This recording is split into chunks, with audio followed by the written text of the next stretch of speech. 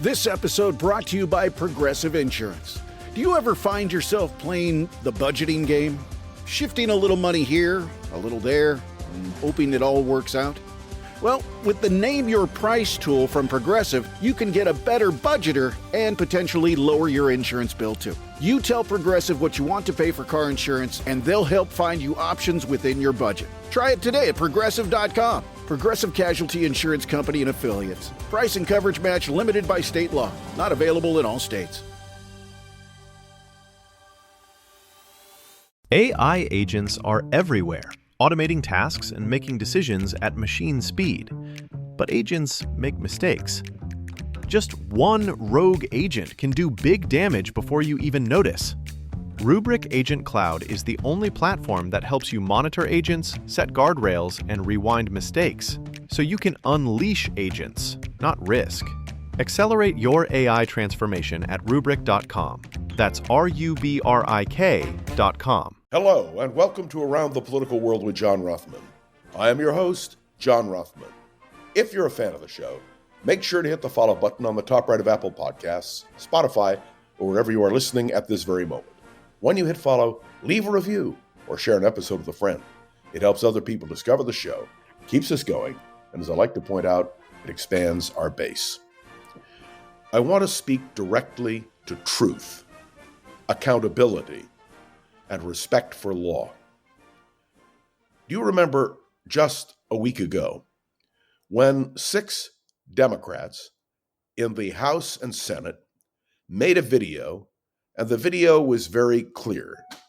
It called on the military to obey the law. And it said, if in fact you're given an order to violate the law, you have the obligation to defy illegal orders. It was very clear, very precise. And they went after Mark Kelly, the senator from Arizona, and I'm using him as the example. But there were 5 more, either in the military or in the intelligence community. And what was the motivation? The motivation was the belief by these 6 individuals in the Congress that perhaps illegal orders were being given. And that if in fact illegal orders were given, you should refuse to carry them out. By the way, that is consistent with the Military Code of Justice. It is not something which they did that was wrong. In fact, what they did was right. And now we have a situation that has emerged where there was a boat strike having to do with this Venezuelan crisis, if it's a crisis. And we now know that a boat was sunk, that there were 2 survivors, and an order was given to blow them out of the water, to kill them. That is, my friends, a war crime. There can be no ambiguity about that. That is the fact. It is an order which, if given, should have been disobeyed. Now, here's the question. Who gave the order? Was it the Secretary of Defense, Pete Hegseth? Well, there was a denial by the Defense Department and the White House that Pete Hegseth had done anything. No, and in fact, there was a denial that the incident even took place.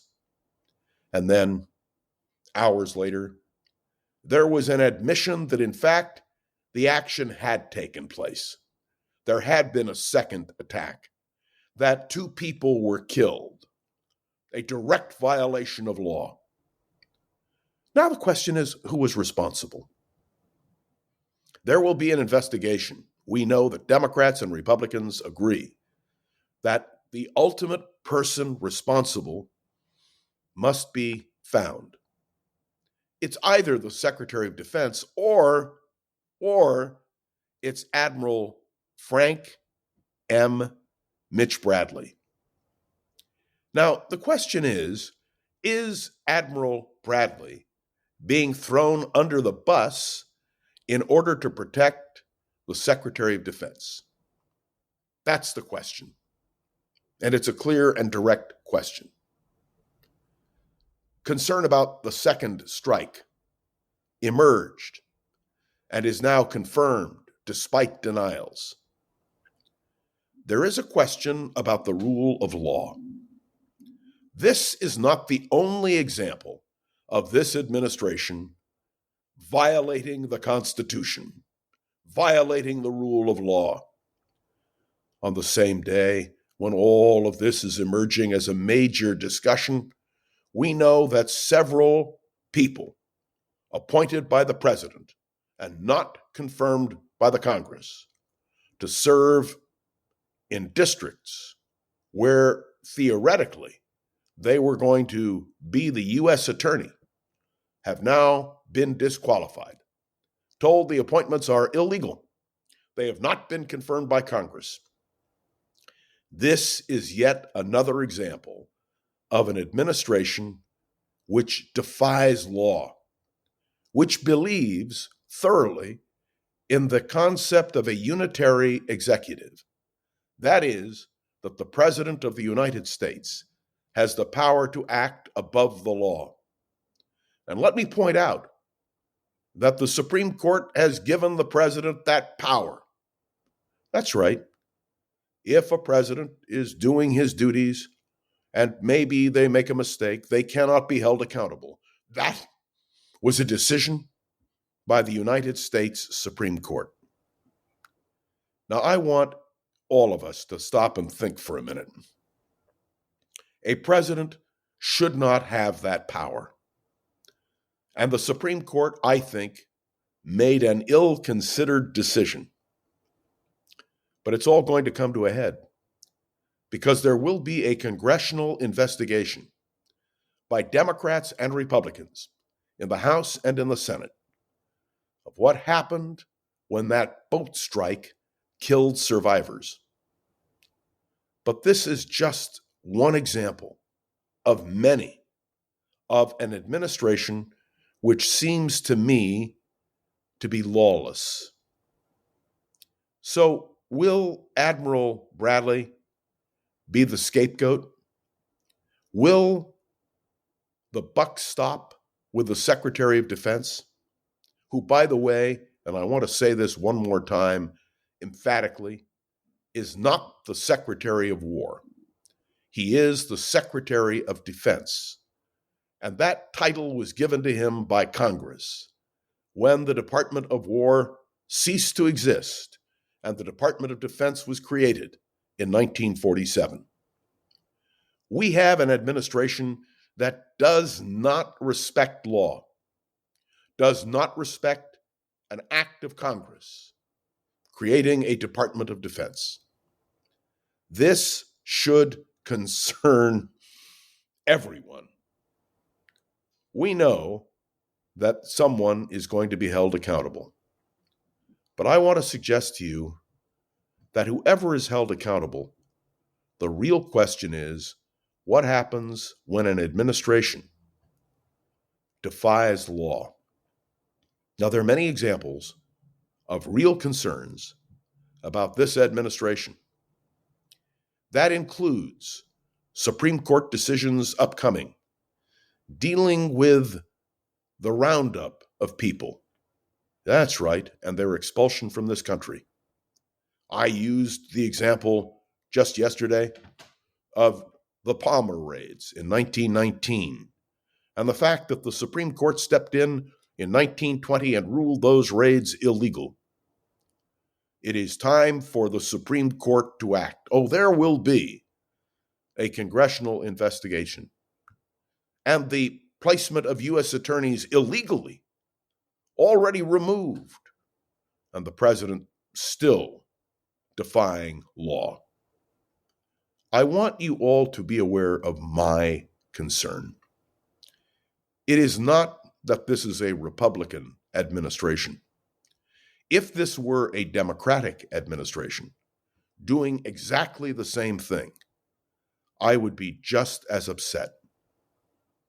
The essence of our balance of power, created by our founders, defined in the Federalist Papers, and I could give you chapter and verse, is that there should be and must be, in order to preserve American democracy, a balance of power. The executive, the legislative, and the judicial. The whole point of the founders was to create that tension. The concept of a unitary presidency, that a president would dominate over all other branches of government, would be as alien, as can be, to our founders. Jefferson, Adams, Washington, they would have said this is ridiculous. And you can read their words in the Federalist Papers. Now, we are told that this is an administration based on law. We are told that the members of the Supreme Court, some of them claim to be originalists. That is to say, they follow the text of the Constitution. They take into account the commentary by the founders without any question. Will they do this now in this case of lawlessness? And I am making a judgment. What this administration has done is so out of the ordinary. Well, I don't have to keep saying it. You know it. When Senator Kelly said on Sunday on NBC's Meet the Press that there needs to be an inquiry into the report of the strike killing survivors, and reiterated that U.S. service members don't have to follow illegal orders, the administration condemned him. They threatened him again. The time has come for there to be an accounting. Tragically, what happened, the killing of the two individuals on that boat, the survivors of a strike, is only, it seems to me, the tipping point where Democrats and Republicans stand together. But I want to talk about one other thing. I examine Truth Social posts by the president on occasion in order to understand his thinking. Now, all of you know that once upon a time I was a Republican. I was president of the Teenage Republicans. I was the youngest member of the Republican State Central Committee. I loyally supported Republican candidates and believed in the Republican Party of, frankly, Alf Landon, Wendell Willkie, Tom Dewey, Richard Nixon, Dwight Eisenhower, Harold Stassen, people who had tremendous integrity. I became a Democrat because the Republican Party ceased to represent me on so many issues, from the issue of a woman's right to choose to, you could go down the list. When I heard yesterday on Truth Social, President Trump, and I believe that he means it, saying the Republican Party should be renamed and it should be the Trumplican Party. Did you hear me? The Trumplican Party? And my mind went back to that statement on the ellipse by Donald Trump Jr. on January 6th during the insurrection. And yes, it was an insurrection. When he said, this is no longer the Republican Party. It is the party of Donald Trump. I do not favor one-man rule. I do not favor an autocracy. I do not favor a monarchy. I do favor what the Constitution calls for, a balance of power, where you have co-equal branches of government, and where a president is constrained. What we are witnessing now is a revolutionary concept, the concept that if the president says it, it's true.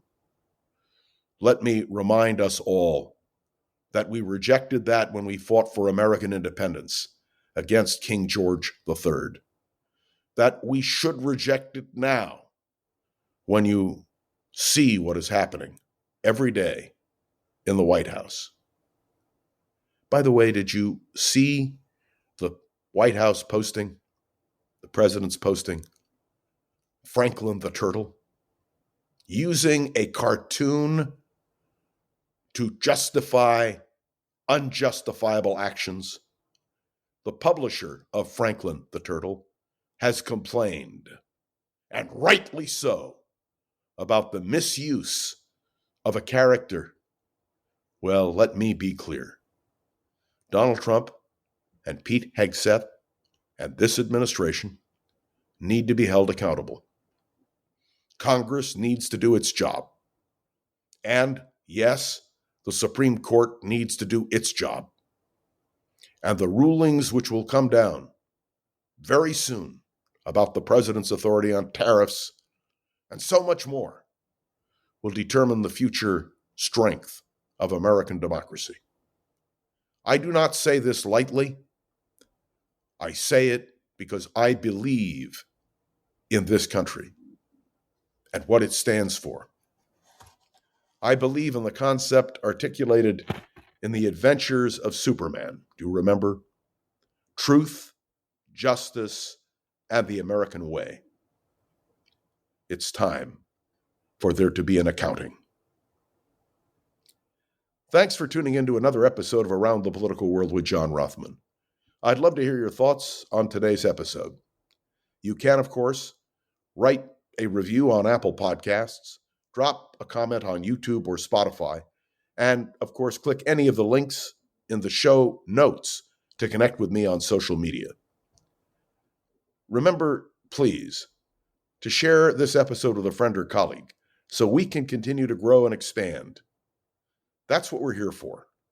And I intend to give you these kinds of comments, and I hope that you will comment right back at me. Let me remind you that this show has been getting so much positive attention that we're excited to bring on advertising support. This helps us to create more opportunities for Around the Political World with John Rothman. I do want to thank Gogo Zoger, the wonderful producer of this podcast, who makes sure we are up and running every day. I am John Rothman. I'll be back tomorrow with another episode of Around the Political World with John Rothman. See you then.